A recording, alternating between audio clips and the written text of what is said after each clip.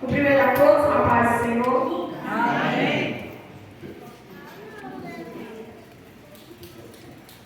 Quero glorificar o Senhor por essa oportunidade. Abre comigo a sua Bíblia em Juízes, capítulo 6, a partir do versículo 12.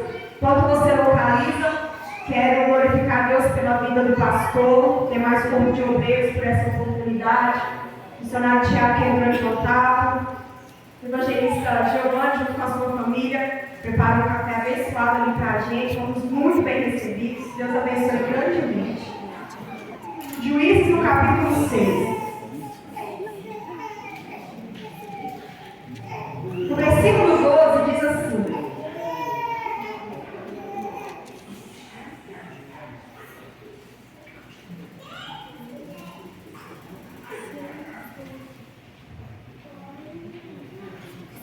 o anjo do Senhor apareceu a Gideão e disse: o Senhor está com você, guerreiro corajoso. Gideão respondeu: meu Senhor, se o Senhor está conosco, por que nos aconteceu tudo isso? E onde estão os milagres de que nossos antepassados nos falaram? Acaso não disseram: o Senhor nos tirou do Egito? Agora, porém, o Senhor nos abandonou e nos entregou na mão dos midianitas. Então o Senhor se voltou para ele e disse: vai com a força que você tem e liberte Israel dos midianitas. Sou eu quem o envia. Glória a Deus. Com essa palavra, se aceita glorificando o nome do Senhor nessa noite?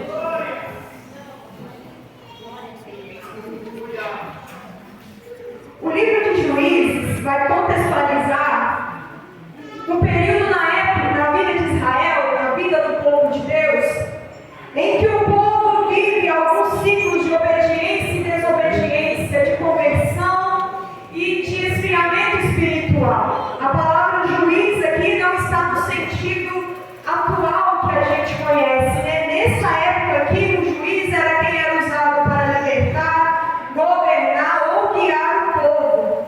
O livro de Juízes representa um período de declínio espiritual do povo de Deus e a sua sequente restauração espiritual. Entenda que nessa época o povo estava em Canaã, ele já habitava ali na terra prometida, mas por conta da desobediência o Senhor permite eles viverem alguns momentos um pouco difíceis ali em sua vida.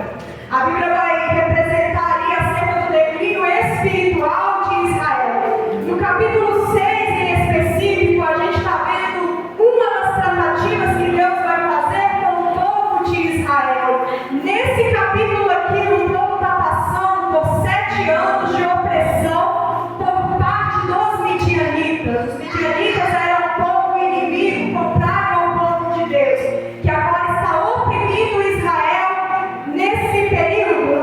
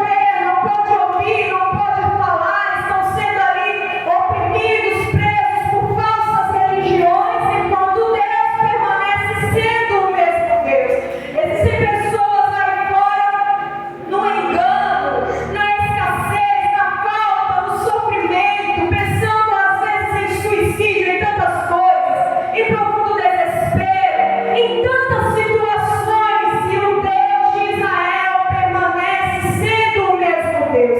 Então, o que origina esse declínio espiritual do povo? Tanto o povo de Israel naquela época, quanto a geração presente, o mundo lá de fora. A verdade é que a desobediência faz Deus tratar o povo de uma forma mais enérgica, com uma certa estratégia. Tanto é que o capítulo 6 começa falando que o povo está sofrendo ali, ele faz algo que é mal aos olhos do Senhor. Começa assim o capítulo 6. Os israelitas fizeram o que era mal ao Senhor. O texto continua e aí a Bíblia diz que o Senhor deixa os midianitas oprimirem o povo. Quando chega por volta do versículo 7, aí a Bíblia vai dizer: eles clamaram ao Senhor. Esse ciclo já se repetiu algumas vezes e aqui está acontecendo de novo. Israel se desvia, o Senhor permite o povo inimigo oprimir, e aí eles se lembram da dependência de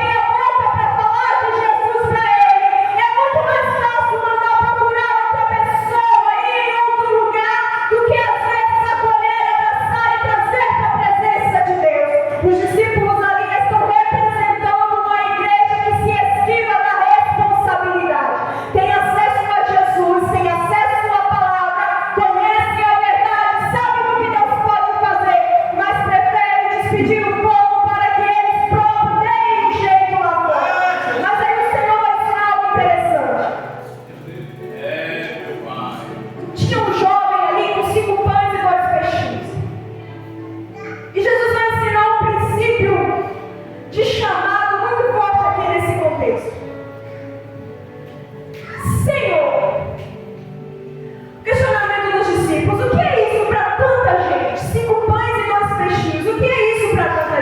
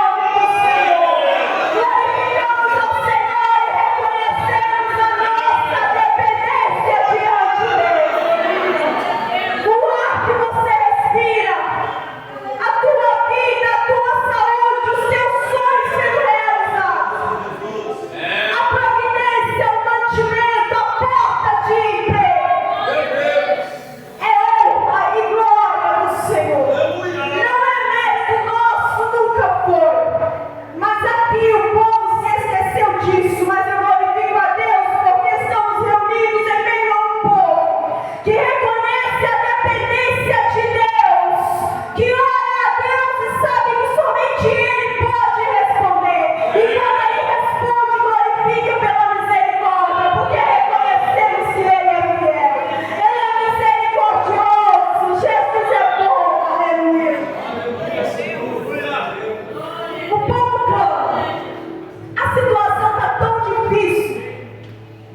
Para você entender, a Bíblia diz que o exército inimigo chega ali onde o povo de Deus está. E eles chegam ali em uma quantidade tão grande que a Bíblia vai dizer que era difícil de contar. Chegam aonde tinha animais, eles matam, voam, levam embora. Aonde havia plantação, eles saqueiam, limpam a terra. O povo apavorado, com medo, usam de uma estratégia. Eles começam a ir para cavernas e cavar covas para se esconder. O povo de Deus chegou a tal nível de opressão que não podem ficar nem dentro de casa mais. Eles precisam cavar covas para se esconder que o inimigo está chegando. Eles precisam correr para as montanhas, achar uma caverna e ali se esconder porque o inimigo está chegando. Eu imagino nesse momento o povo lembrando dos tempos bons que viviam ali durante aqueles 40 anos de paz. Eu imagino, quem sabe, algum conversando com o outro, às vezes chorando de desespero, quem sabe um e outro falando vamos orar. Quem sabe Deus ainda vai nos ouvir. Eu imagino aquele povo se ajoelhando no pó em meio à terra e gritando socorro ao Senhor, porque eles se lembraram que livramento só vem de Deus, ajuda só vem da parte de Deus. O povo clama. E aí, lindo isso, o Senhor ouve. E aí eu imagino Deus olhando para a terra e falando, agora eu vou dar um basta. Chega, o povo se lembrou. Se lembrou a quem eles pertencem. Se lembrou de quem cuida deles. Agora a adoração vai voltar a ter prioridade. Agora a vida com Deus vai voltar a ter prioridade. Agora os altares serão quebrados e o meu altar será limpo. Eu imagino Deus olhando para a terra e dizendo, agora chegou o momento, porque o povo voltou à posição. Nesse momento, um anjo do Senhor desce e encontra Gideão numa condição totalmente desfavorável. Ele está malhando trigo num lagar. Trigo era malhado numa colina, num lugar grande, espaçoso, onde pudesse ser feito o serviço ali com a grande quantidade de milho. E a colheita era muito abundante, então que deveria ser feito num lugar grande. Só que ele está malhando trigo dentro de um lagar. Lagar era onde as uvas eram pressadas para fazer vinho. Era tipo um tanque cavado na rocha, mais ou menos 3 metros quadrados, pequenininho. Próprio para ali amassar e extrair a uva, né, para fazer o vinho. E ele está ali malhando trigo dentro do lagar. Pouco trigo. Está escasso, porque se fosse muito no lagar ele não conseguia. E por que ele não vai malhar esse trigo na campina onde era de costume? Porque se o inimigo vê, o inimigo vai roubar. Então ele precisa ficar ali escondido, com o seu corpo de trigo humilhado, escondido, com medo, oprimido. Mas aí o anjo vai aparecer para Gideão. Agora é interessante da gente observar o povo está escondido na cova, na caverna, com medo do inimigo. Gideão está no lagar malhando trigo. Por mais que o lugar seja desfavorável, por mais que a condição seja difícil e arriscada, ele ainda está fazendo o que precisa ser feito, ainda que esteja fora da condição que ele precisava para poder fazer. O anjo não vai aparecer para quem está escondido na caverna ou para quem está escondido dentro de uma cova. O anjo do Senhor vai aparecer e chamar aquele homem que ainda em condições desfavoráveis está fazendo aquilo que precisa ser feito.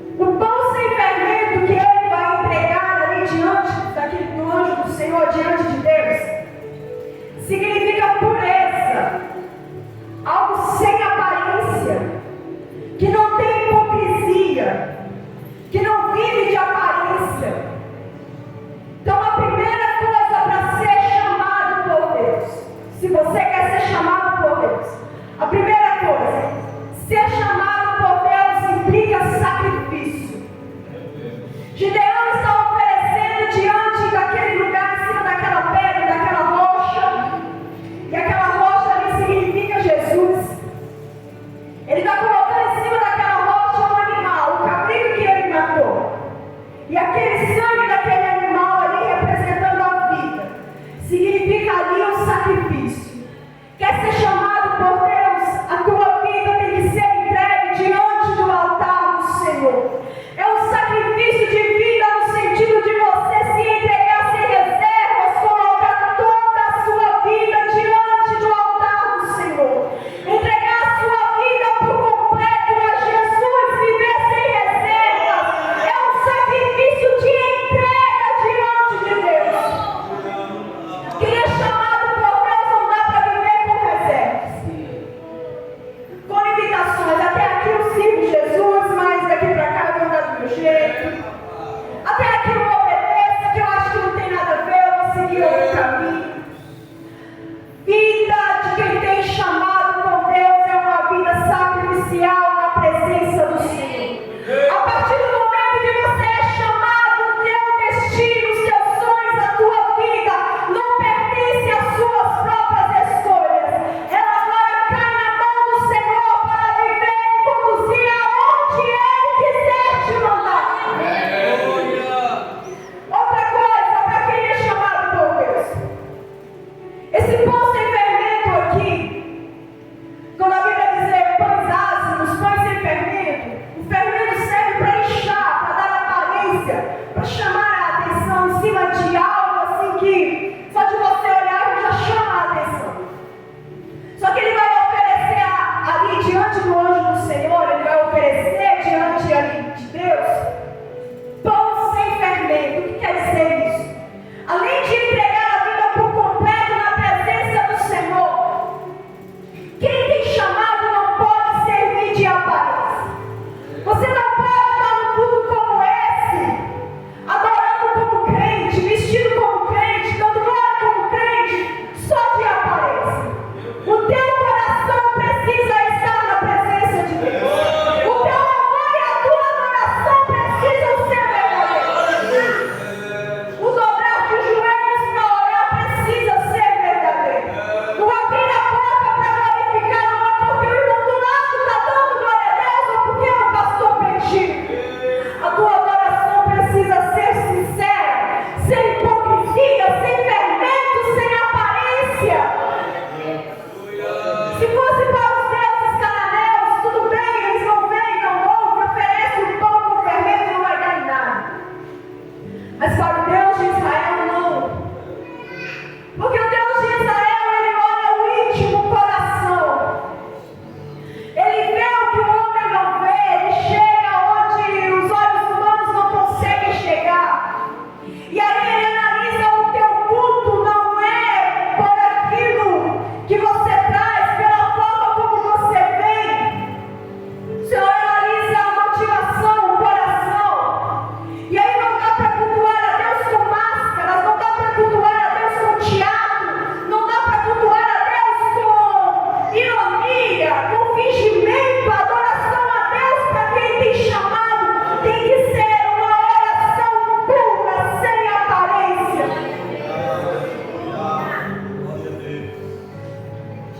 Gideão, através desse sacrifício, ele está simbolizando colocar a sua vida nas mãos do Senhor. Ele oferta a sua vida diante de Deus. Através daquele sacrifício, é como se ele estivesse dizendo: Deus, a minha vida está diante de ti. Após esse sacrifício, o Senhor então vai dar algumas instruções que Gideão precisava fazer. Primeiro, o Senhor vai falar para ele assim: olha, Gideão, você pediu para mim esperar, eu esperei, recebi o teu sacrifício, agora eu vou te pedir. Vai lá na terra do teu pai, na fazenda do seu pai, pega o segundo boi. Para você entender o porquê que Deus está pedindo justamente esse boi em específico, o Senhor vai dizer: o segundo boi ou o segundo novilho, aquele de 7 anos. Existia na cultura judaica naquela época que deveria ter um segundo boi para fazer a manutenção do rebanho. Caso acontecesse alguma coisa com um novilho, existia ali um boi bem tratado, que não comia qualquer coisa, que não estava doente, que não fazia trabalho forçado. Era um boi exclusivamente ali reservado para fazer a manutenção do rebanho, caso acontecesse alguma coisa com o primeiro boi. Quando Deus pede para Gideão, Gideão, vai lá,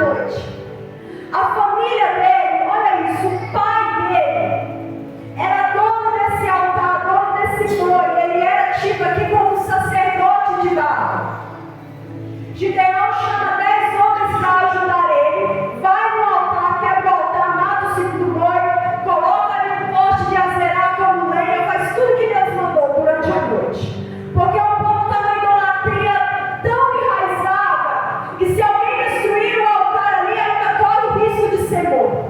O povo está vivendo ali opressão, medo, destruição, está sendo afligido, ameaçado, correndo risco de morte. Mas ainda assim existe uma parte querendo preservar o altar de Baal. Gideão então vai durante a noite para fazer aquilo e não correr risco. Só que, bem de madrugadinha, bem cedinho, alguém subiu para adorar Baal.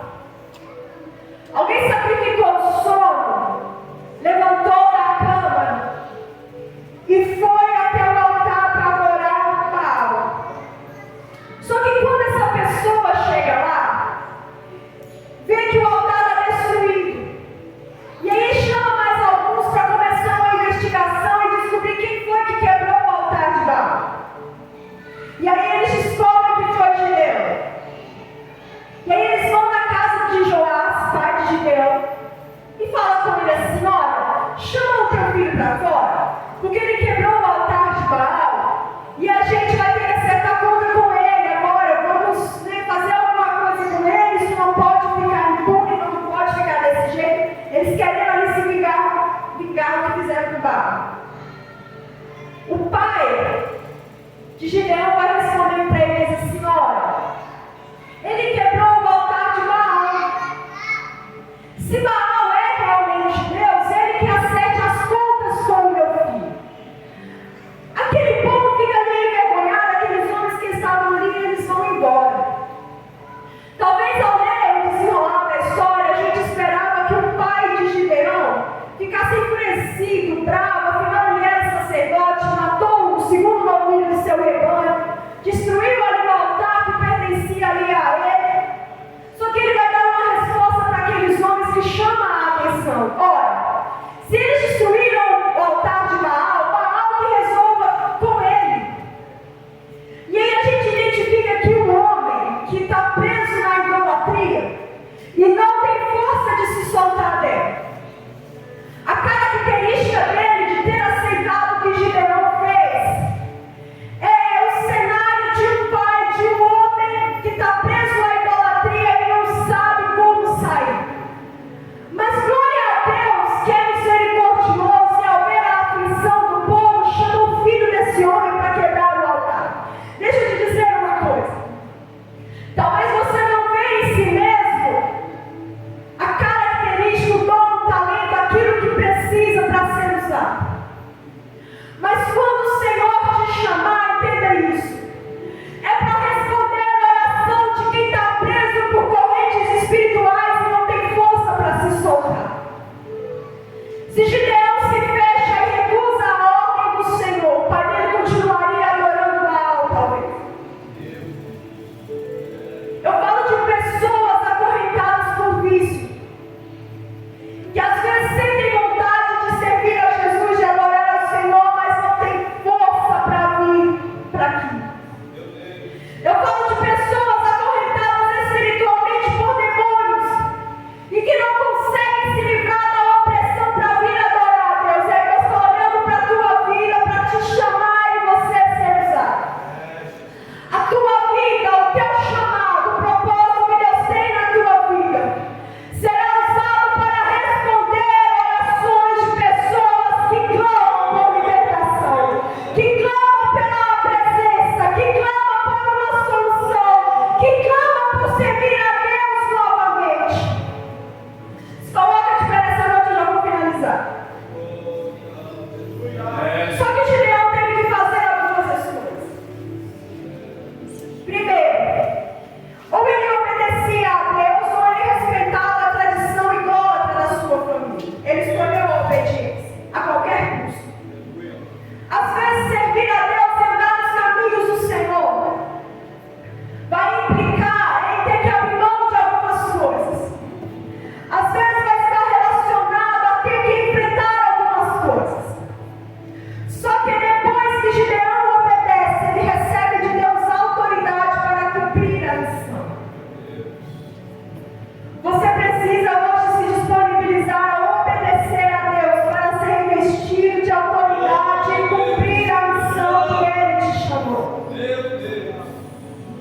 E que obediência foi essa? Quebrar